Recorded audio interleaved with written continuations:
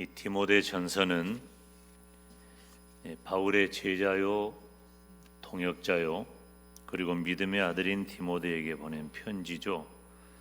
일반적으로 우리들이 이해하기는 목회적인 부분을 다루고 있다 해서 목회 서신이라고도 합니다.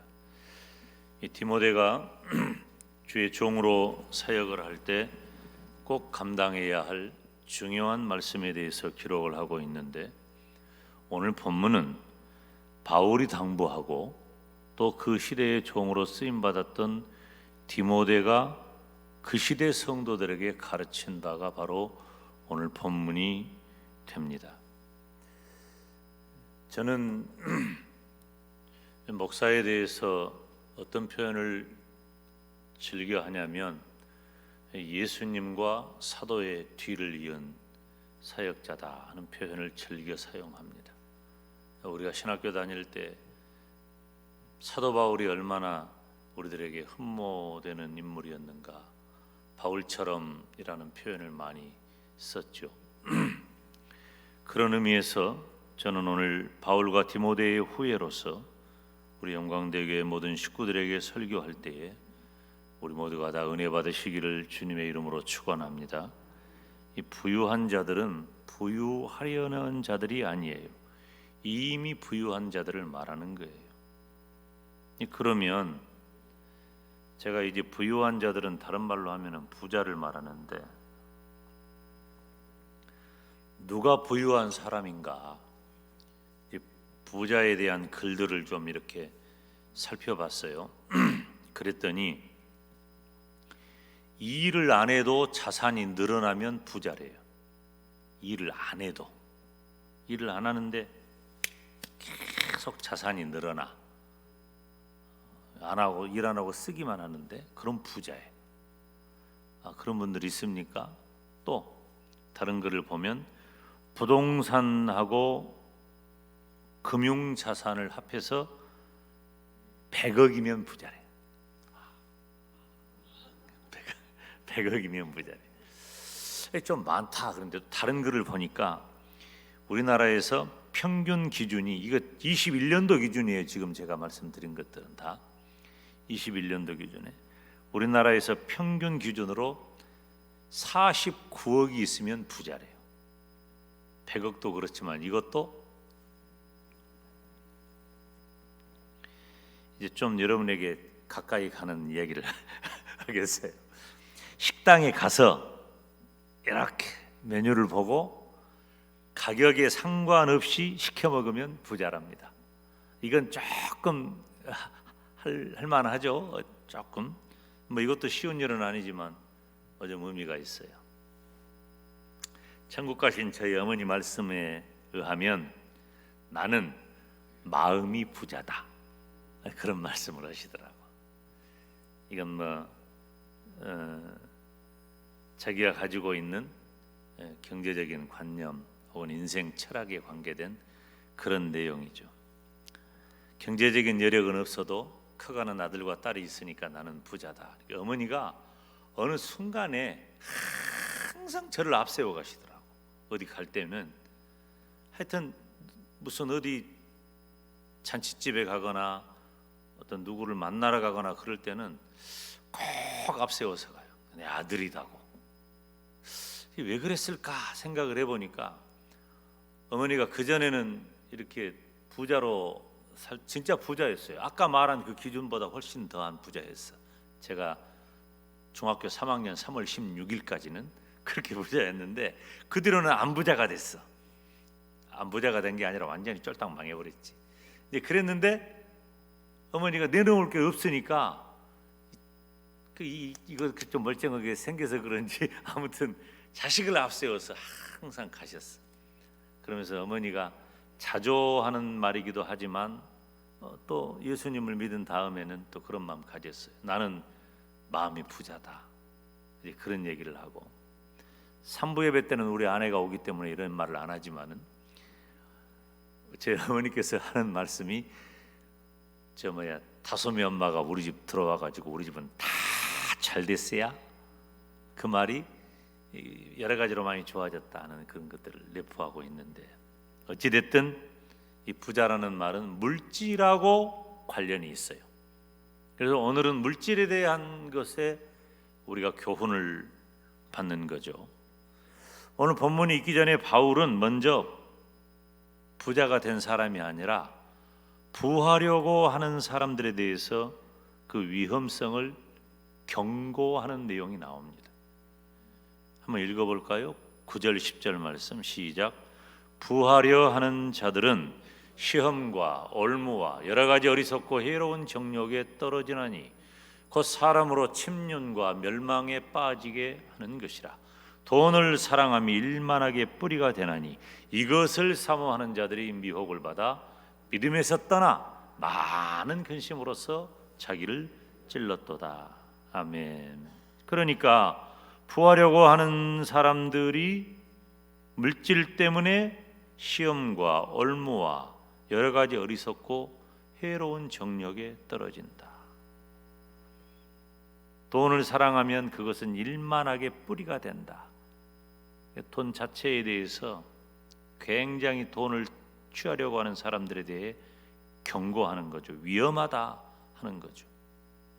그리고 근본적으로 부유한 것은 반드시 돈이 많아야 되는 것만은 아니다. 근본적으로 부유함에 대해서는 마음가짐이 중요하다는 것이죠. 그래서 6장 6절 8절 사이에 있는 말씀을 보면 함께 읽습니다. 시작. 그러나 지족하는 마음이 있으면 경건이 큰 이익이 되느니라. 우리가 세상에 아무것도 가지고 온 것이 없음에 또한 아무것도 가지고 가지 못하리니 우리가 먹을 것과 입을 것이 있은즉 족한 줄로 알지니라. 아멘. 그러니까 우리 어머니가 말씀하신 내용하고 비슷해 가고 있어요. 이게 마음가짐이죠. 오늘 본문에 보니까 17절에 네가 이건 디모데에게 말하는 거예요. 네가 명해라. 현재 명령형이에요. 바울은 이미 부유한 성도들에게 현재 명령형으로 계속적으로 가르치고 교육할 것을 권면하는 거예요. 디모데야, 너는 부한 자들에 대해서 계속해서 가르치고 교육해라. 이 시대의 부한 자들에게 주신 명령, 오늘 설교에 우리 모두가 다 은혜 받으시기를 축원합니다. 부한 자들에게 어떤 명령을 주셨는가? 첫째, 마음을 높이지 말아라. 17절 같이 읽습니다. 시작. 네가 이 세대의 부한 자들을 명하여 마음을 높이지 말고 그랬어요. 이 마음을 높이지 말라는 말은 이 부한 자들에게 주신 명령인데 이것은 물질 때문에 교만하면 안 된다는 거죠. 물질 때문에. 이 17절 직역을 하면 이래요. 너는 지금 시대 가운데서 부유한 자들에게 명령하라. 거만하지 않도록. 마음을 높이지 않는다는 것이 거만하지 않도록. 다시 말하면 물질의 부요함 때문에 교만하지 말라는 거예요. 물질이 아까 말한 우리가 무슨 어디에 해당하는지 모르겠지만은 일 안 해도 돈이 계속 늘어만 간다든지 100억이 있다든지 49억이 있다든지 뭐 식당에서 밥 먹는 정도야 내가 가격 안 따지고 먹은다든지 뭐 어찌 되었든지 간에 물질의 부요함이 나에게 느껴지거나 내가 어느 정도 기준에 도달해 있다 하는 것 때문에 교만하지 말라는 거예요. 마음을 높인다는 것은 높은 마음을 품는 것이죠. 그러니까 교만한 마음을, 교만한 생각을 품고 자기 자랑을 하는 거예요. 옷줄대고 뻐기는 거죠. 그 기준이 뭐예요? 물질이에요. 물론 물질이 주어진 것은 큰 축복이고 은혜입니다. 좋은 거예요. 조금 이따도 말씀드리겠지만은 그것 자체를 악으로 생각하면 안 돼요. 그렇지만 재물로 인해 교만하게 행하면 안 된다는 거예요. 내게 주어진 재물 때문에. 사실 이 재물이 지금 우리 시대에 굉장히 중요한 가치를 지니죠. 사람들이 원하는 건 몇 가지가 있는데 그 중에 몇 가지 중에 하나예요. 높은 지위에 오르는 것과 마찬가지로 사람을 교만하게 해요. 사람이 높은 지위에 오른다든지 학문적 성취를 이룬다든지 혹은 물질의 어느 정도 수준에 이르면 교만할 가능성이 굉장히 많아요.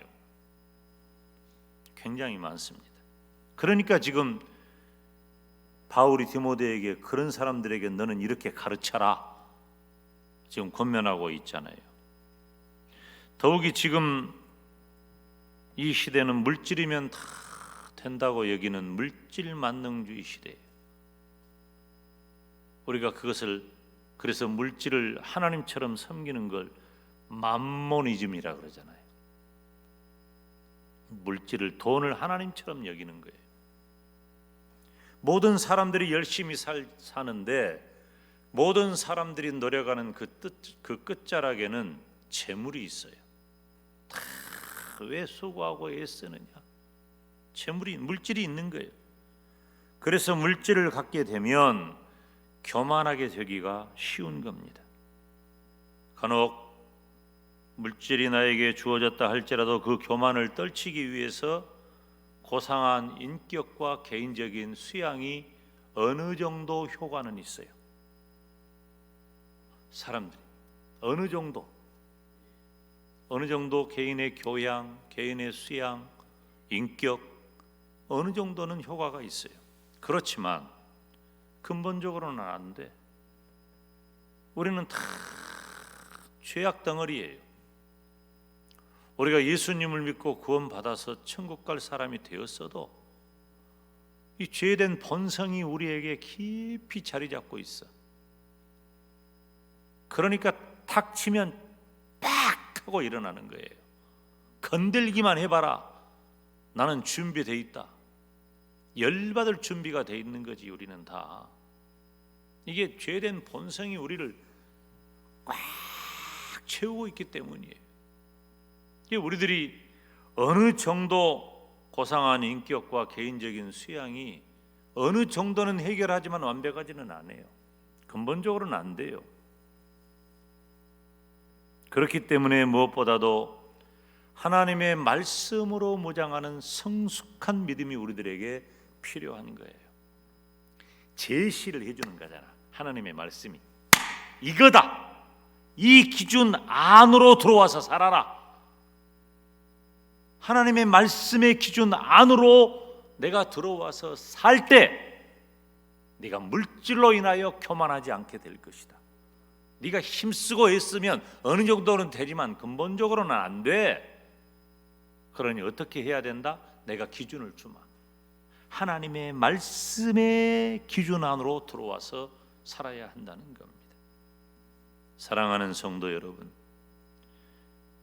우리는 하나님께서 기뻐하시는 성도로서 하나님 대신 물질의 마음을 두지 말고 교만하지 않기를 주님의 이름으로 축원합니다.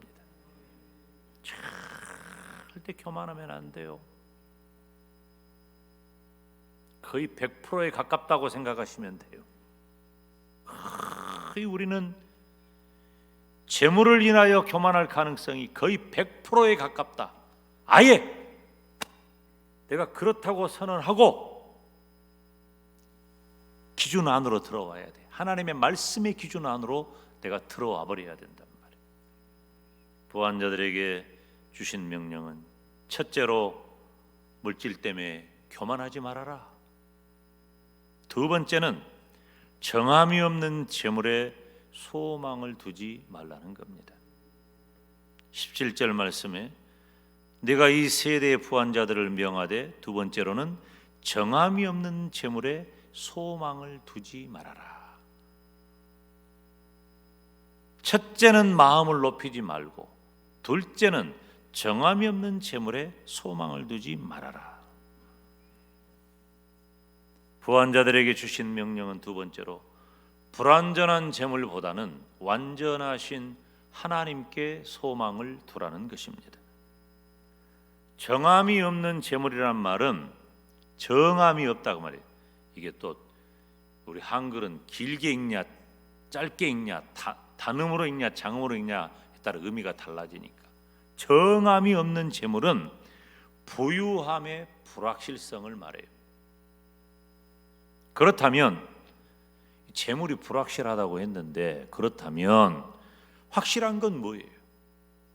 틀림없는 것, 바뀌지 않는 것, 언제나 그런 것, 그것은 우리에게 모든 것을 즐거움으로 풍성히 제공하시는 하나님밖에 없어요. 하나님은 영원히 변함이 없으신 분입니다.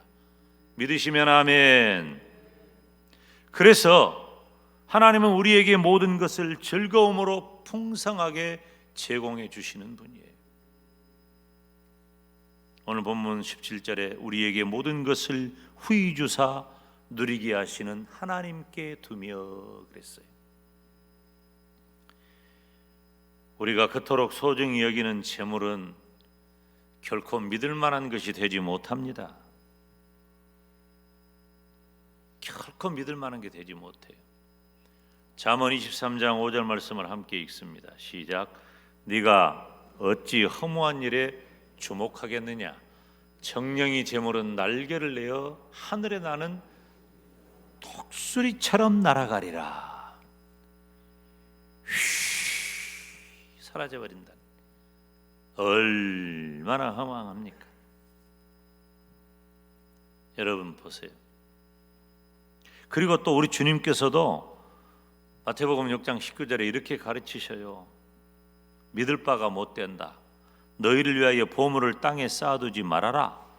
거기는 좀이나 동록이 해하며 도적이 구멍을 뚫고 다 도적질해 가버린다 하는 거예요. 재물은 있다가도 없고 없다가도 있어서 믿을 것이 못 됩니다. 그런데 이 재물이 없다가 있는 건 괜찮아. 재물이 들어오는 맛도 있고 재미도 있고 기쁨도 줘요. 어찌 되었든지. 그러나 그 재물이 들어올 때도 건강하고 깨끗한 물질이 들어와야 돼요. 좋은 과정을 통해 들어와야 돼.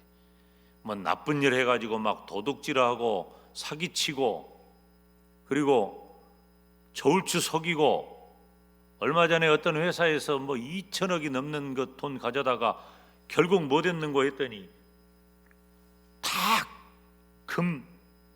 금괴를 만들어 가지고 놔뒀대. 내가 그거 보고 뭐라고 한 줄 알아요? 아, 저거 나중에 우리게 천국 가면은 길바닥 보도블럭인데 저런 거 만들어 가지고 뭐 하려고 저렇게 숨겨놨을까? 그것이 뭐 별것이다고. 어떤 사람이 그랬다잖아요. 다 자기 재산 팔아가지고 천국 갈 때 가지고 간다고 금 만들어 가지고 올라갔더니 앞에서 어떤 사도가 그러더래요. 허허, 답답한 사람아, 이거 우리 천국에서 보도블럭인데 뭐 이렇게 힘써서 가져왔냐. 뭐 우스갯소리로 하는 말이지만 의미는 있는 말이에요. 이 물질은 들어올 때는 괜찮은 것 같지만 나갈 때 참 힘들어요. 그래서 들어오는 것도 깨끗하고 정말로 소중한 돈이 들어와야 돼. 그 나갈 때도 좋게 나가야 돼요. 선한 일에, 복된 일에, 꼭 쓰일 만한 일에. 그래서 이렇게 물질도 들어오고 나오는 일이 선순환이 되어져야 돼요. 이 잘못 나가잖아요. 제가 늘 말씀드리잖아요. 물질이 들어올 때는 몰라도 나갈 때 잘못 나가면서 사람을 치고 나가요. 마음도 치고 육신도 치고. 그래서 이 물질이 잘못 나가가지고 고통하는 사람들이 굉장히 많습니다. 조심해야 돼요.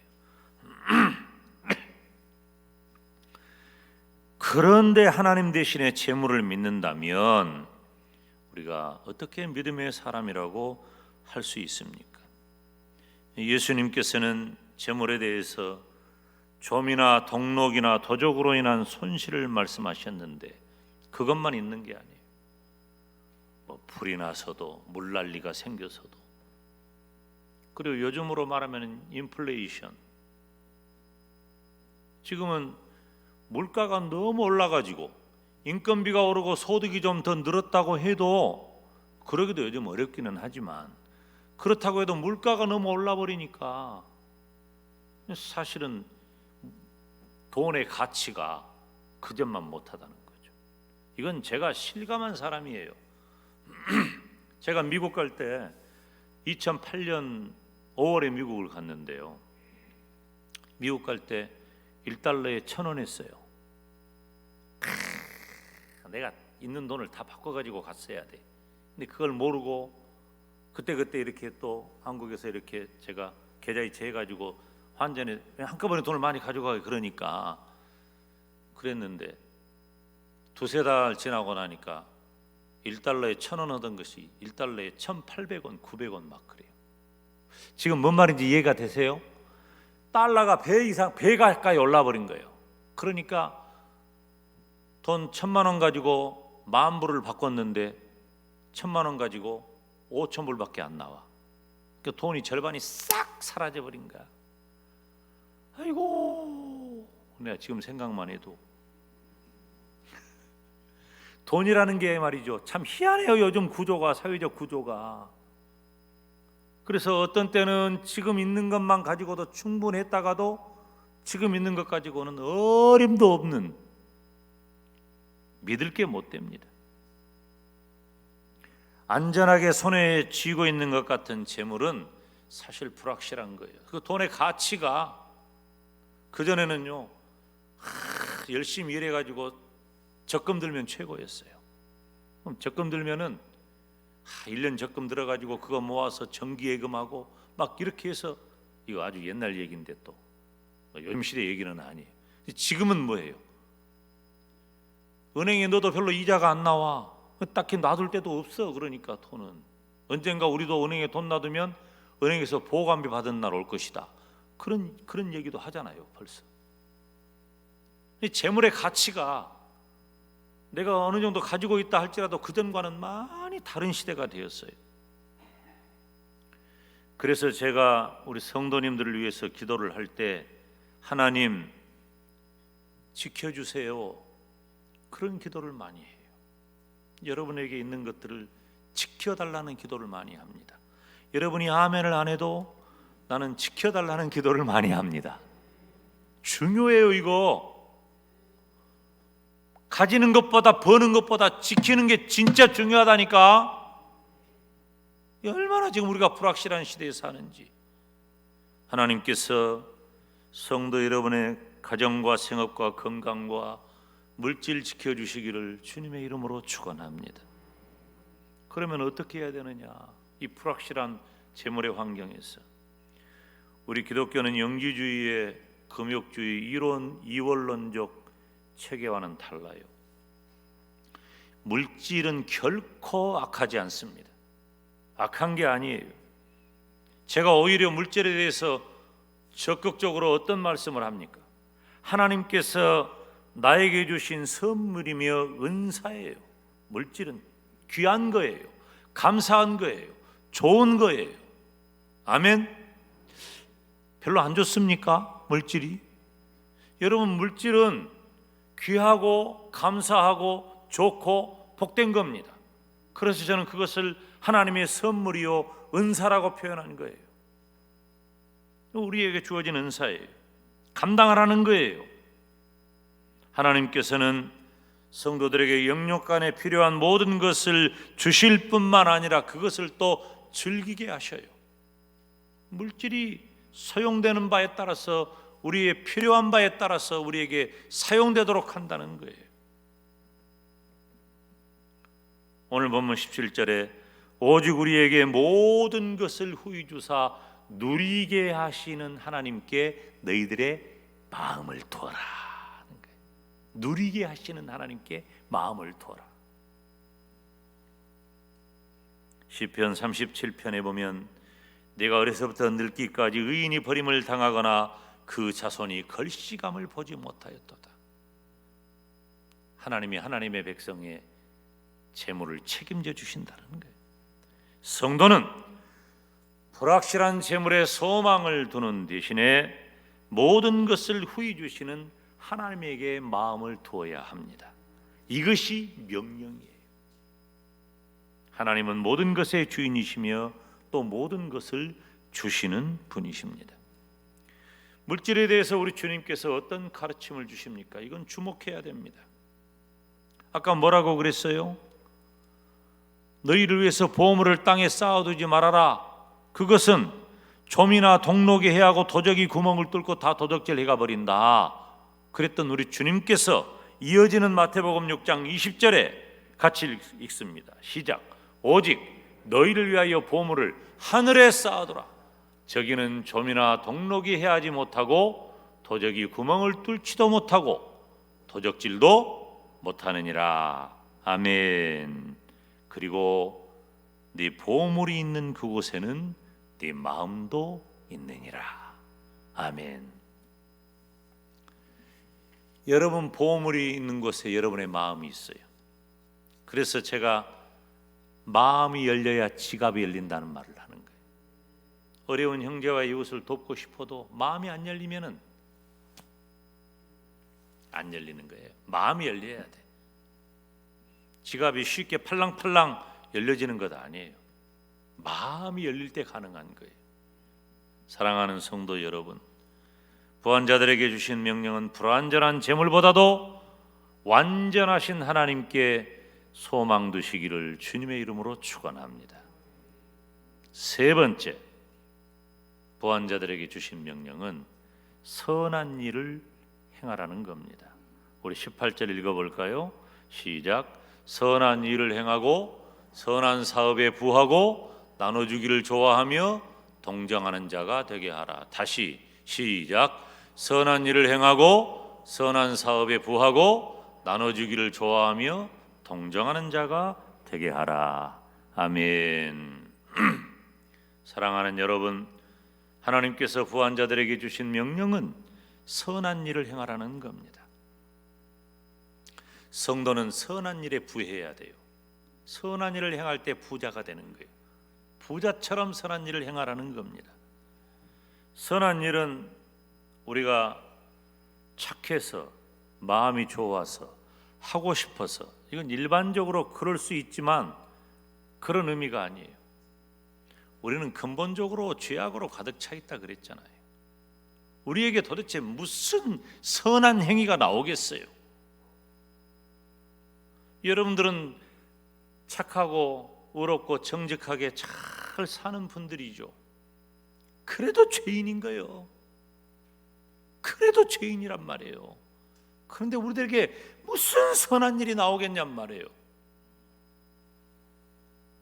선한 일, 선행은 하나님께 속한 겁니다. 내 힘으로 할 수 있는 게 아니에요. 선행은 하나님께 속한 일입니다. 그러므로 하나님의 백성인 성도가 마땅히 해야 할 일은 선행이에요. 성도는 어떤 편견 없이 기꺼이 함께 공유할 수 있는 열린 마음을 가져야 돼요. 오그려 싸고 인색하면 안 돼요. 선한 일을 행한다라는 말의 원어적인 의미를 살펴보니까 이런 말과 같이 사용돼요. 같은 의미로.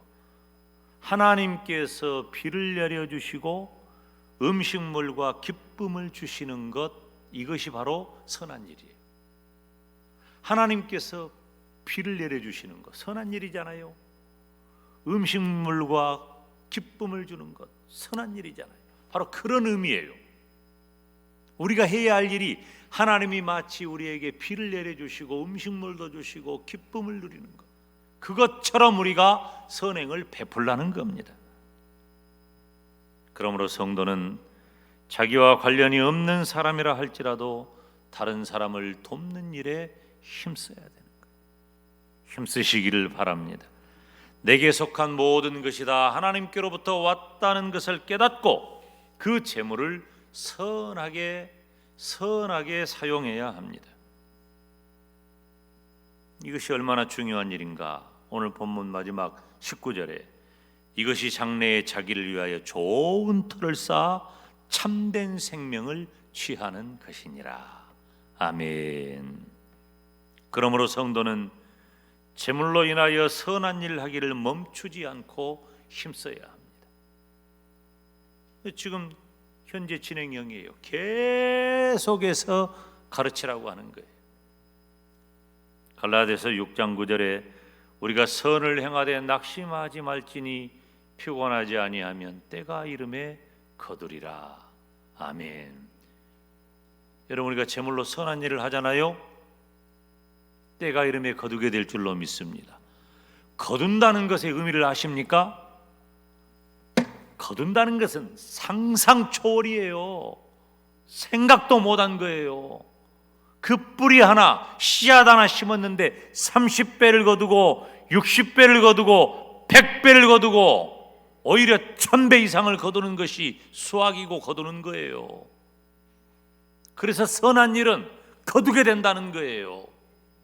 그냥 하나 심었으니까 하나 얻는 게 아니라 하나를 심었는데 30배, 이것만 가지고도 어디야. 엄청난 신비죠.